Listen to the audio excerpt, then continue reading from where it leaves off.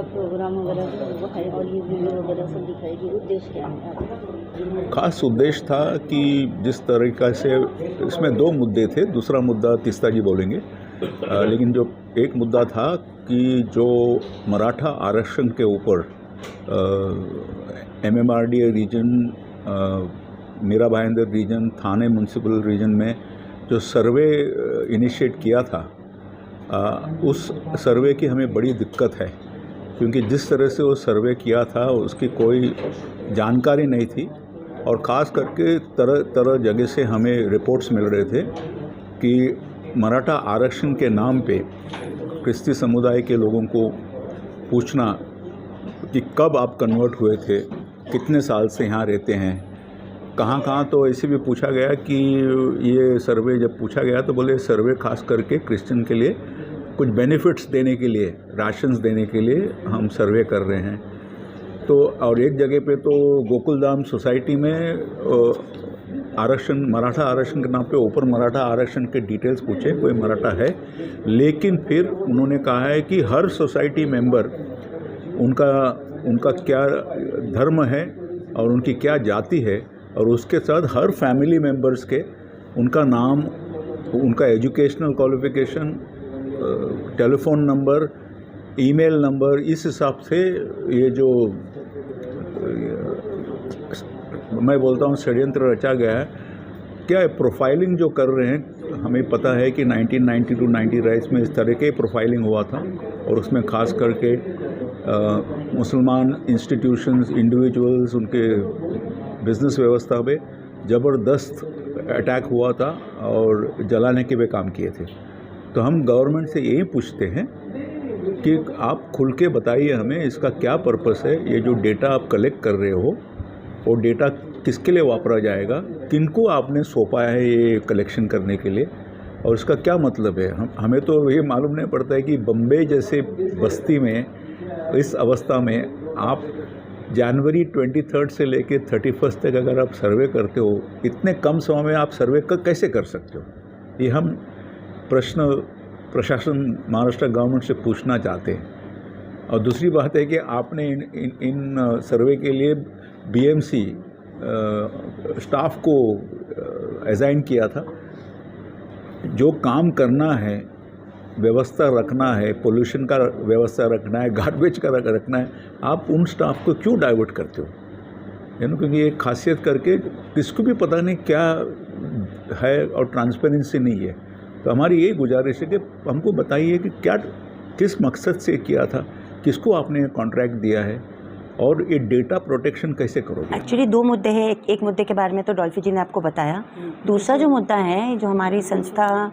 Citizen for justice and peace काफ़ी सालों से इस पे काम कर रही है, 2016-17 से आसाम में, और 19-20 में भी जब नागरिकता संशोधन कानून और NPR NRC के मुद्दे को लेकर बहुत ही लोगों में चिंता और आक्रोश था, तब हमने काफ़ी भारत भर में इसके कार्यक्रम लिए थे। तो हमें गए 6-7 महीने में हमारी एक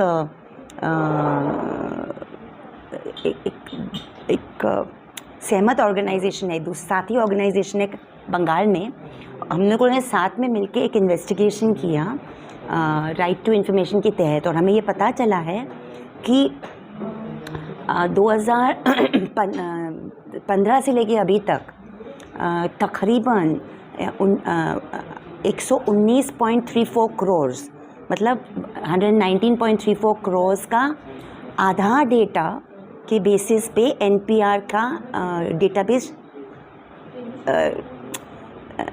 बना दिया है सरकार ने। ये MHA के report, ministry of home affairs के रिपोर्ट्स खुद कहते हैं, और ये बहुत ही चिंताजनक बात इसलिए है क्योंकि नागरिकता कानून के अनुसार अगर आप सेक्शन 14A देखें तो NPR का जो बेसिस है, NPR का जो अपडेशन है, NPR को जो बनाना है जिससे आपका नेशनल आइडेंटिफिकेशन कार्ड बनेगा, उसके एक तरीके बहुत साफ़ सुथरे तरीके से लिखे हुए कानून में कि रजिस्ट्रार जनरल ऑफ इंडिया आपके घर आएंगे, आपको चीज़ें पूछेंगे, आपके पास डेटा लेंगे, आपको मौका देंगे इसको करेक्शन करने के लिए वगैरह वगैरह, और उसके बाद एनपीआर बनेगा। उसके बाद आपको और भी एक मौका मिलेगा जिससे आप इसको सुधार सको, चेंज कर सको। उसके अगर आपको लगे कि रजिस्ट्रार जनरल ने कुछ गलत किया है और आपको नागरिक नहीं माना है तो उसके खिलाफ भी आप अपील कर सको वगैरह वगैरह, और उसके बाद फाइनली ये एनपीआर बन जाएगा। तो काफ़ी एक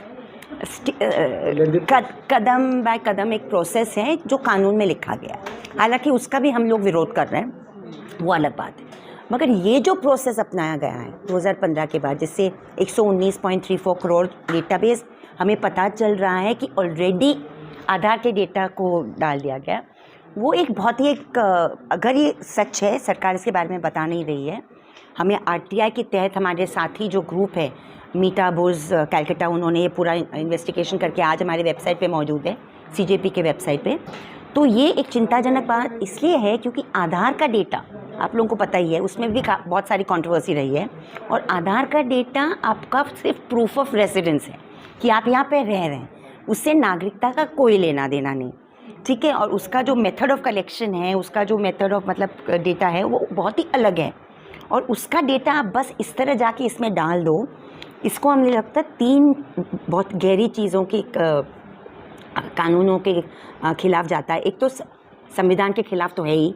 14, 15, 19, 21 के धारा के खिलाफ है, क्योंकि बिना जानकारी, बिना नागरिक के जानकारी के आप ये पूरा एक प्रोसेस को कर रहे हैं। साथ साथ नागरिकता कानून के खिलाफ है। 14A जो आपका सेक्शन है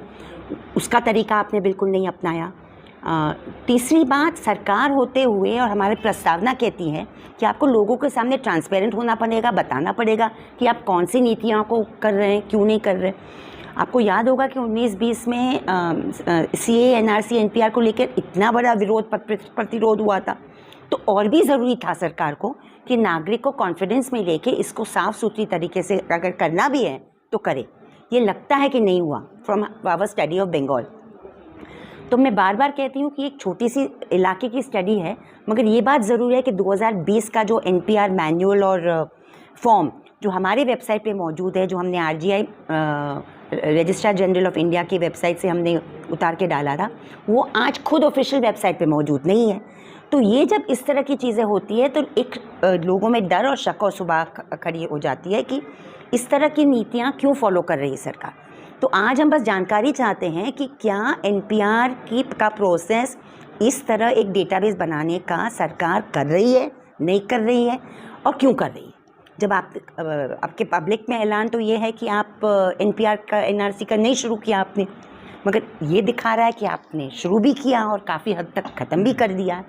तो ये सवाल है इसको लेकर। तो ये दोनों अलग अलग मुद्दे पे आज हम जानकारी पब्लिक के सामने, न सिर्फ जानकारी रखने के लिए मगर कुछ सवाल भी पूछने के लिए कि अगर हमारे साथी नागरिकों के पास कुछ खबर हो तो भी वो हमें बताएं, ताकि हम इसको और भी एक मुहिम की तरह, एक संघर्ष की तरह आगे लेके चलें।